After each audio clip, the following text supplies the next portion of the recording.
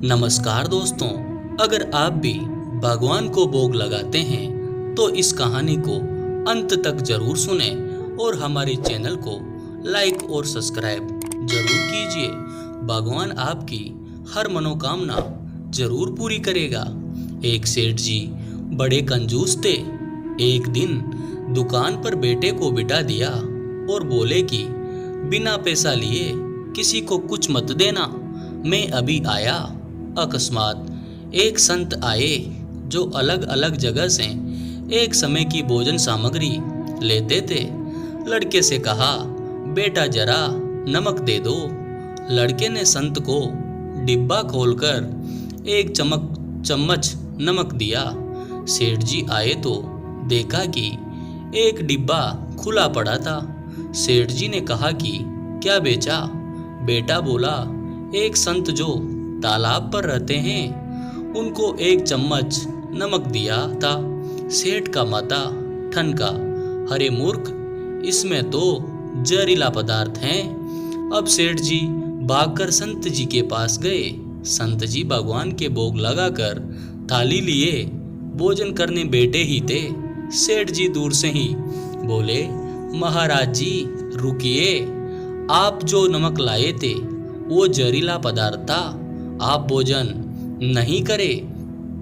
संत जी बोले, भाई हम तो प्रसाद लेंगे ही, क्योंकि भोग लगा दिया है और भोग लगा भोजन छोड़ नहीं सकते। हाँ, अगर भोग नहीं लगता तो भोजन नहीं करते। और शुरू कर दिया भोजन। सेठ जी के होश उड़ गए, बैठ गए वहीं पर। रात पड़ गई, सेठ जी वहीं सो गए कि कहीं संत जी की तबीयत बिगड़ गई तो कम से कम वेद जी को दिखा देंगे, बदनामी से तो बचेंगे। सोचते सोचते नींद आ गई। सुबह जल्दी ही संत उठ गए और नदी में स्नान करके स्वस्थ दिशा में आ रहे हैं। सेठ जी ने कहा, महाराज तबीयत तो ठीक है। संत बोले, भगवान की कृपा है। यह कहकर मंदिर खोला कि भगवान का श्री विग्रह के 2 भाग हो गए, शरीर काला पड़ गया। अब तो सेठ जी सारा मामला समझ गए कि अटल विश्वास से भगवान ने भोजन का जहर भोग के रूप में स्वयं ने ग्रहण कर लिया और भगत को प्रसाद का ग्रहण कराया। सेठ जी ने आज घर आकर बेटे को घर दुकान संभला दी। स्वयं भक्ति करने संत चरण चल गए।